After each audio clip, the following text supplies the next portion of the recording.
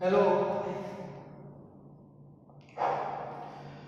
છેલ્લે આપણે રાસાયણિક ગતિકી એમાં પાર્ટ 1 વેગ એની ચર્ચા પૂરી થઈ ગઈ.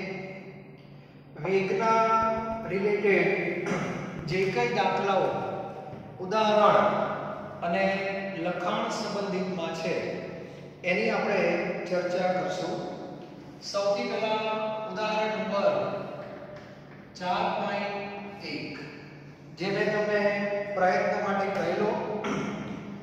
તો આની અંદર પ્રક્રિયા આપી છે બ્યુટાઇલ ક્લોરાઇડ, અને આ બ્યુટાઇલ ક્લોરાઇડ છે એની પાણી સાથેની પ્રક્રિયા છે, પાણી, અને એમાંથી આલ્કોહોલ અને HCl બને છે.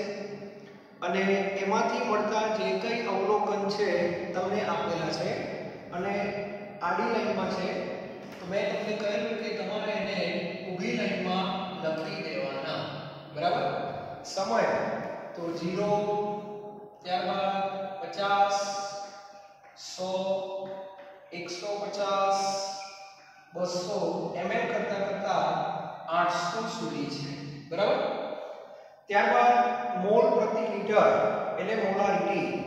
તો અહીંયા તમને સાંદ્રતા આપેલી છે. આ સાંદ્રતા પ્રક્રિયકની પણ હોઈ શકે, નિપજની પણ હોઈ શકે. તો અવલોકનોમાં સાંદ્રતા ક્લોરાઇડની છે એટલે પ્રક્રિયકની છે, એટલે અવલોકનો ઘટતા ક્રમમાં હશે.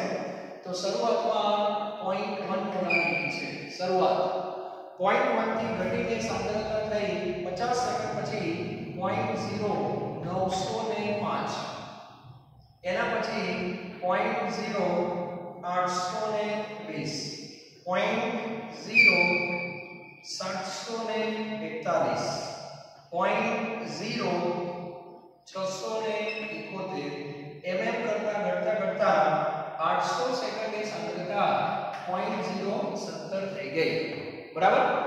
હવે તમારે આમાં સરેરાશ વેગ શોધવાની વાત છે. તો આપણે સરેરાશ વેગ કઈ રીતે શોધીએ છીએ તેના માટે તમારે સૌથી પહેલા શું કામ કરવાનું, ટેક્સ્ટબુકમાં જે રીતે સોલ્યુશન આપેલું છે એવું કરવાની કોઈ જરૂર નથી. સરેરાશ વેગ શેના ઉપર આધારિત હોય? સમયગાળા ઉપર, બરાબર? હવે આની અંદર C4H9Cl છે, એટલે C4H9Cl. વેગ આપણે 4 રીતે લખી શકીએ: ક્લોરાઇડના સંદર્ભમાં, પાણીના સંદર્ભમાં, આલ્કોહોલના સંદર્ભમાં અને HCl ના સંદર્ભમાં, બરાબર? તો અત્યારે આપણે આના સંદર્ભમાં લખવું હોય તો વ્યાપક રીત આપણને ખબર જ છે. વ્યાપક રીત એટલે ગુણાંકો સાથે. તો આનો ગુણાંક એક જ છે એટલે -1/1 delta C4H9Cl upon delta T આવું થશે, બરાબર છે? ચાલો, કારણ કે સહગુણકને ધ્યાનમાં લેવા પડે. જેના અવલોકન હોય ને એનો સહગુણક રાખવો પડે. H2O ના અવલોકન હોય બધામાં સહગુણક એક જ છે, કોઈ પ્રશ્ન નથી. ચલો, હવે આની અંદર સૌથી પહેલા નંબર 1 તમારે અહીંયા ખાનું બનાવી દેવાનું, R એવરેજ. ધ્યાન આપજો. હવે R એવરેજ નું ખાનું અહીંયા બની ગયું છે. તમારે સૌથી પહેલા શું કરવાનું, ધ્યાન આપો. સરેરાશ વેગ શરૂઆત કરવાની સમયગાળો.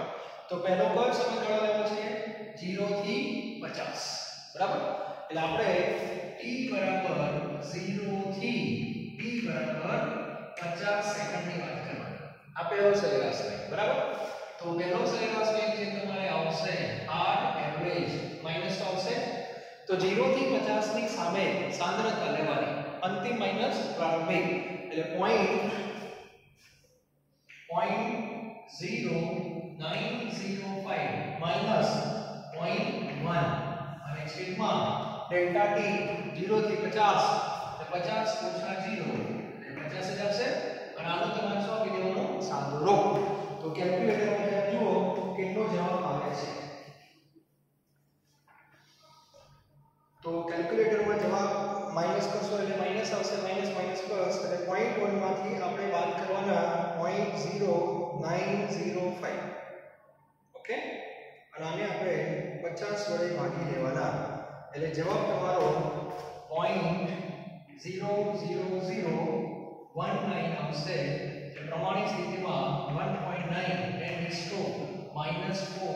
મોલારિટી પર સેકન્ડ એટલે અહીંયા તમારે 0 થી 50 નો રીડિંગ છે તો અહીંયા ડેશ કરી દેજો બરાબર અને 0 થી 50 નો જવાબ અહીંયા લખજો 1.9 10⁻⁻⁴ હવે તમારે આ -4 ન લખવા હોય તો જો જ્યારે તમે એન્જિનિયરિંગ કોલેજમાં જશો ત્યારે એક સિસ્ટમ લીધો કદાચ દરેકનો જવાબ આ રીતે આવશે દરેકનો જવાબ આ રીતે આવશે બરાબર 10 ની -4 ઘાતમાં આવે તો 10 ની -4 જો બધા ન લખવી હોય તો બીજો રસ્તો આ રીતે છે r એવરેજ 10 ની 4 એટલે આમાં ગયા તો જવાબ થઈ જાય 1.9 એટલે ટેબલમાં જો અહીંયા કરી દો * 10⁻⁴ તો અહીંયા તમે 1.9 અને આમ ન કરવા હોય તો બી ચાલે તો કોઈ નિયમ નથી બરાબર તો આ 0 થી 50 મેં તમને રીત કહી દીધી તમારે 50 થી 100 આ રીતે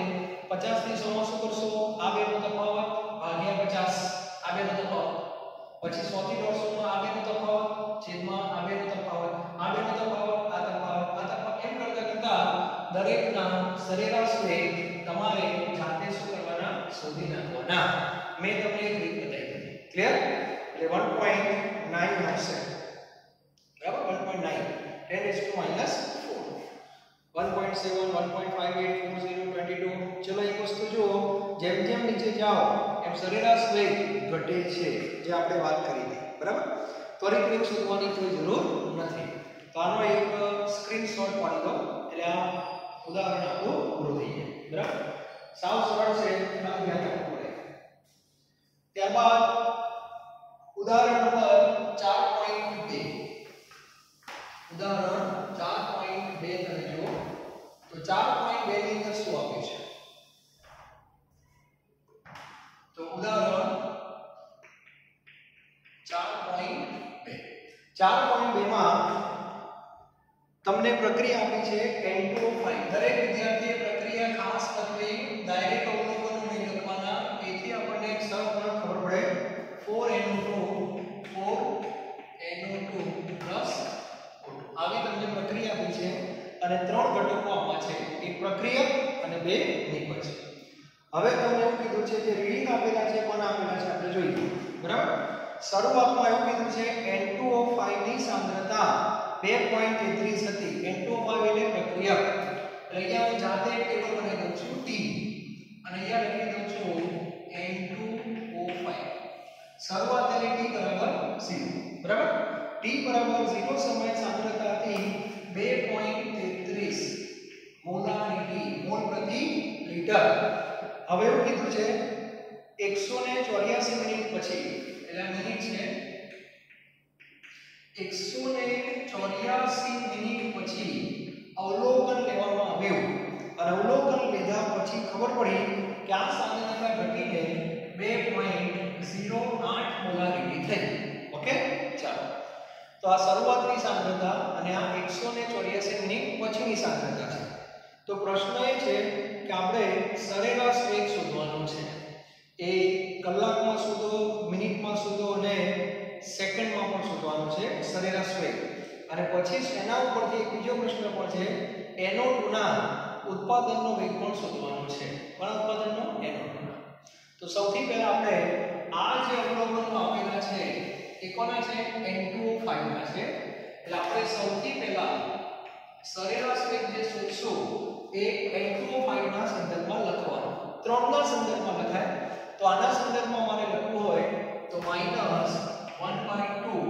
delta N2O5 upon delta T હંમેશા વ્યાપક સૂત્ર લખો જે રીતે સંખ્યાત્મક ગુણધર્મોમાં I ના સૂત્રનો મેં આગળ લખેલું છે એ જ રીતે સરેરાશ વેગ જ્યારે લખો ત્વરિત વેગ જ્યારે લખો ત્યારે હંમેશા પ્રક્રિયા તમારી પાસે હોવી જોઈએ અને પ્રક્રિયા સંતુલિત હોવી જોઈએ એટલે સહગુણકોની તમને ખ્યાલ આવી જાય અને પછી આ રીતે લખો અને જેના અવલોકનો આપેલા હોય એના સંદર્ભમાં વેગ લખવાનો આ જ ટેબલ NO2 ના સંદર્ભમાં જો આપેલું હોય તો આ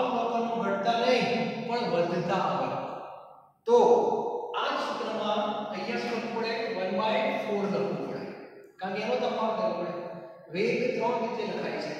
અત્યારે હું N2O5 ની રીતે લખું છું એનું કારણ મારી પાસે જે અવલોકનો છે એ N2O5 ના છે. ખ્યાલ આવ્યો? હવે આમાં કિંમત મૂકી આપણે -1/2. ચલો તફાવત અંતિમ માઈનસ પ્રારંભિક એટલે 2.08 -2.33 અને છેદમાં ડેલ્ટા ટી 184 -0. તો માઈનસ માઈનસ નો પ્લસ થઈ જશે. તો આનો જે જવાબ આવશે તમારે જોઈ લો કેટલો આવશે. કેલ્ક્યુલેટરમાં ચેક કરો બધા. 2.33 -2.08 તફાવત થઈ ગયો 0.25. એને ભાગવાના 2 વડે તો ભાગવાના સાથે સાથે 184 થી પણ આપણે ભાગી નાખીએ એટલે જવાબ મારે પ્રમાણિત સ્થિતિમાં આટલો આવે છે 6.79 into 10⁻⁴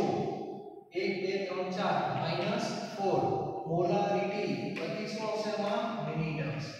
આગામી મિનિટમાં લીધું છે એટલા માટે આ જે જવાબ આવશે પ્રતિ મિનિટ એટલે 1 મિનિટ. જોઈ લો જવાબ આવે છે પ્રતિ મિનિટમાં 6.79 10⁻⁴ મોલારિટી પ્રતિ મિનિટ. હવે આને તમે જુદા જુદા એકમમાં લખી શકો છો. કોઈ કહે કે મારે એકમ આજે 1 મિનિટની વાત છે અને 1 સેકન્ડમાં ફેરવવું છે તો 60 વડે શું કરી નાખવાના? ગુણવાના કે ભાગવાના જોઈ લેજો. 60 વડે ગુણવા પડશે, ભાગવા પડશે. સેકન્ડમાં જવાનું. પ્રતિ સેકન્ડ એટલે 1 સેકન્ડનો વેગ ઓછો હોય વધારે હોય ઓછું જ હોય તો આને તમારે 60 વડે જો ભાગી નાખશો બરાબર તો આ જે જવાબ થઈ જશે એ મોલારિટી પર સેકન્ડ થઈ જશે. અને આ જે કિંમત છે 6.79 10⁻⁴ એને મિનિટમાં તો છે 60 વડે ભાગશો તો મોલારિટી પ્રતિ શું થઈ જશે? કલાક. બરાબર? આ ધ્યાન રાખજો. તો આ રીતે અલગ અલગ એકમોની અંદર આપણે કામ કરી શકીએ તો આ જોઈ લેજો બધા. ક્લિયર? ત્યારબાદ એક બીજો પ્રશ્ન પણ કીધો છે N2O5 ના ઉત્પાદનનો વેગ કીધો છે.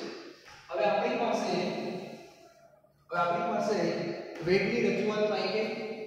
ચલો ધ્યાન આપજો. હવે R average -1/2 delta N2O5 by delta T છે.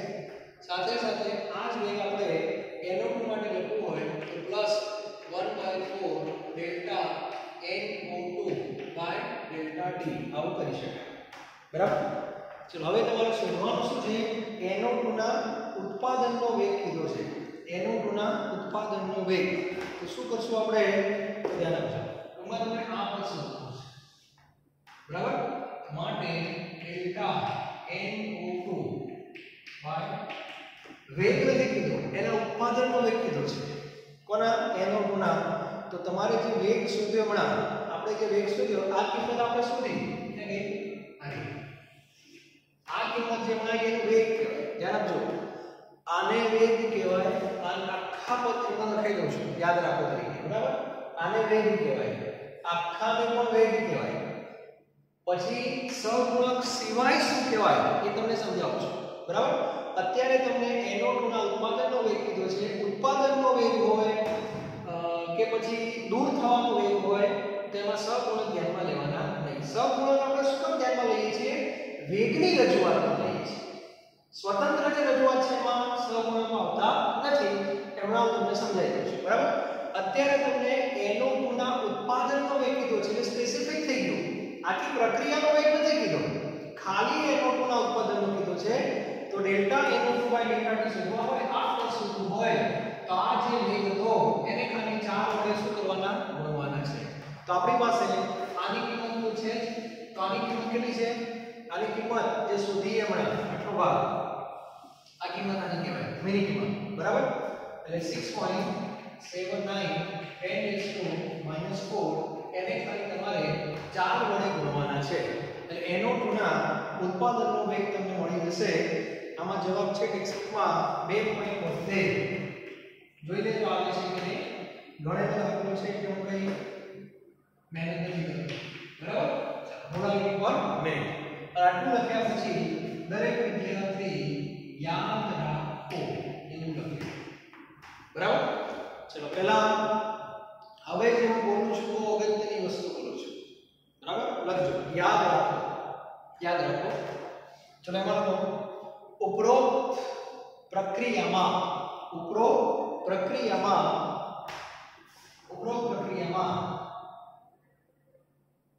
નંબર 1 બરાબર.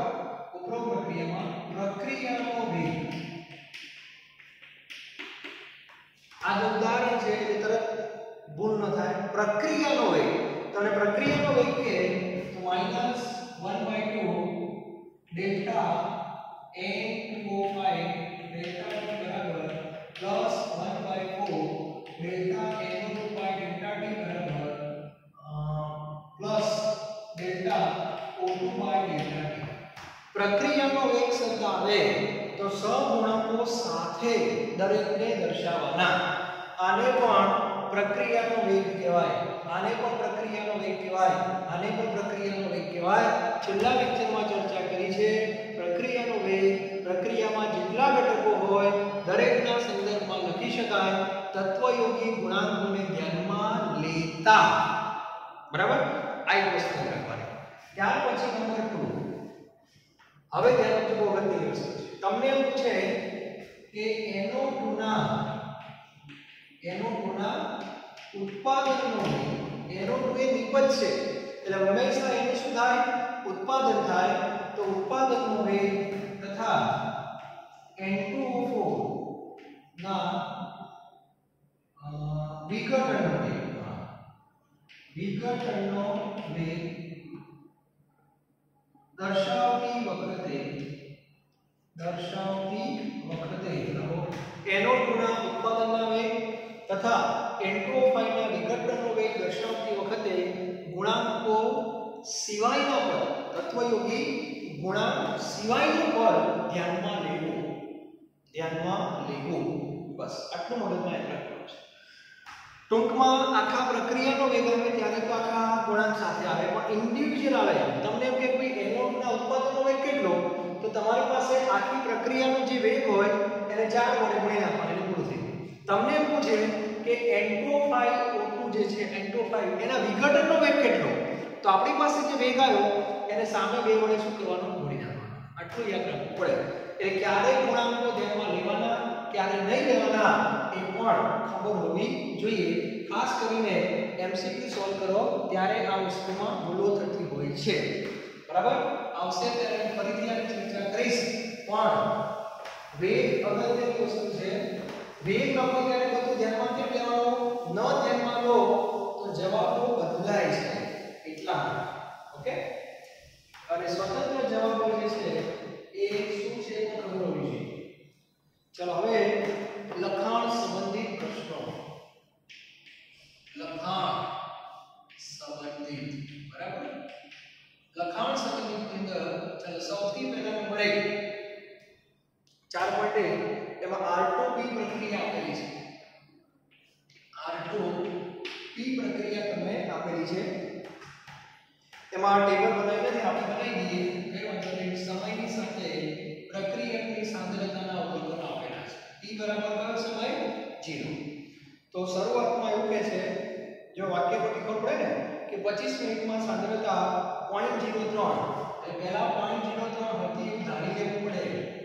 અને હવે કઈ મિનિટ, 25 મિનિટ. 25 મિનિટ પછી સાંદ્રતા કેટલી થઈ, તો 0.02 થઈ. 0.02 થઈ ગઈ છે. અને હવે તમારે સરેરાશ વેગ શોધવાનો. તો અવલોકનો કોના છે, r ના છે. તો સરેરાશ વેગ આપણે r ના સંદર્ભમાં લખવાનો. તો r એવરેજ બરાબર r નો સહગુણક કેટલો, 1. તો ન લખો તો ચાલે, minus delta r upon delta t. કિંમત મૂકી દો. ડેલ્ટા r એટલે 0.02 માઈનસ 0.03 લખવાનું આ રીતે. અને 25 માઈનસ 0, આ જે જવાબ આવશે એ મોલારિટી પ્રતિ મિનિટમાં આવશે. મોલારિટી પ્રતિ મિનિટ. અને ત્યારબાદ એને અલગ અલગ એકમમાં ફેરવવાનો છે. આને તમે ગુણ્યા 60 કરી દેશો. ગુણ્યા 60 તો આ જવાબ મોલારિટી પ્રતિ કલાક થઈ જશે. બરાબર, આ જે x છે તે આ જવાબ તમારો આવશે y. અને આ જે x છે એને તમે 60 વડે જો ભાગી નાખશો તો તમારો દરેકને આવડવું જોઈએ. તો ભણી રાખજો બધા, સેલ્ફ સ્ટડીમાં આપી દઉં છું. ત્યારબાદ બીજો એટલે 4.2. ઓકે, અને પહેલો એટલે 4.1. બીજાની અંદર પ્રક્રિયા આ રીતે આપેલી છે. R2B નથી, 2A માંથી નિપજ એવું લખ્યું છે. 2A માંથી શું બને? નિપજ. અને એમાં A ની સાંદ્રતા કીધું છે. આવું ટેબલ બનાવી દેવાનું એટલે ક્યારે ભૂલ ના પડે. સમય અને સાંદ્રતા T બરાબર 0. A ની સાંદ્રતા 10 મિનિટમાં 0.5 થી ઘટીને 0.4 થઈ. એનો અર્થ પહેલા કેટલી હતી? 0.5. 10 મિનિટ પછી 0.5 માંથી કેટલી થઈ? 0.4 થઈ. તો હવે તમારે સરેરાશ વેગ શોધવાનો છે. તો સરેરાશ વેગ ફરીથી R એવરેજ કોના સંદર્ભમાં? A ના સંદર્ભમાં. A ના સંદર્ભમાં સરેરાશ વેગ કેમ લખાય? તો સહગુણક 2 છે, તો -1/2 delta A by delta T, તો -1/2 ડેલ્ટા A 0.4 -0.5 ભાગ્યા 10 એટલે 0.1 આવશે. 0.1 ને 20 વડે ભાગવાના આવશે એટલે 1/200 થશે. અને આ જે જવાબ આવશે પોલારિટી પ્રતિ સેમાં આવશે? મિનિટમાં આવશે. તો આ રીતે ચારે ચાર દાખલા જે આપણે જોયા એ ચારે ચાર દાખલા ઉદાહરણ અને લખાણ સંબંધિતના હતા. સ્વાધ્યાયમાં જે બી દાખલાઓ આવશે વેગના એ આપણે ચેપ્ટર પૂરું થાય પછી ક્રમમાં લઈશું. બરાબર? તો આ ચેપ્ટરનો પાર્ટ 1 જે કહેવાય, કારણ કે પાર્ટ 1 પૂરો થઈ ગયો. આ ચેપ્ટરમાં વેગ અને વેગને અસર કરતા પરિબળો ભણવાના છે. તો અત્યારે બધી ચર્ચા ખાલી વેગની જ મેં કરી. તો વેગના સંદર્ભમાં બધા પ્રશ્નો પૂરા થઈ ગયા. હવે નેક્સ્ટ લેક્ચરથી પાર્ટ 2 શરૂ થશે. એમાં પરિબળોનું લિસ્ટ આવશે અને બધા પરિબળો આપણે 1 બાય 1 ભણશું. એટલે એ પાર્ટ થોડો લાંબો થશે. બરાબર? અને પછી તમારું ચેપ્ટર પૂરું થશે. બહુ ચિંતા કરવાની કોઈ જરૂર નથી. અને ચેપ્ટર પૂરું થાય પછી સ્વાધ્યાય આપણે ક્રમમાં લઈશું. ક્લિયર? તો આને કહેવાય વેગ. એટલે સહગુણાંકો શું છે આ બધી ખબર પડવી જોઈએ. એટલે ફરીથી દરેકને એકવાર કહી દો કે તમને એવું કહી દે કે 2A માંથી 3B બને છે. બરાબર? તો ત્યાં પ્રક્રિયાનો વેગ શું છે? તો વેગ લખવાનો કે ત્યારે લખવાનો -1/2 delta A by delta T plus 1/3 delta B by delta T. આને વેગ કહેવાય. બરાબર? પણ તમને એમ કે A ના સંદર્ભમાં એમ પૂછે કે A ના વિઘટનનો વેગ કેટલો? ખાલી આટલું કે તો આટલો જે ભાગ છે સહગુણક સિવાયનો એને A ના વિઘટનનો વેગ કહેવાય. એટલે આ પદ તમારે જો શોધવું હોય આટલું પદ, તો તમારી પાસે જે વેગ આવે એ વેગને 2 વડે ગુણી નાખવાનો. બરાબર?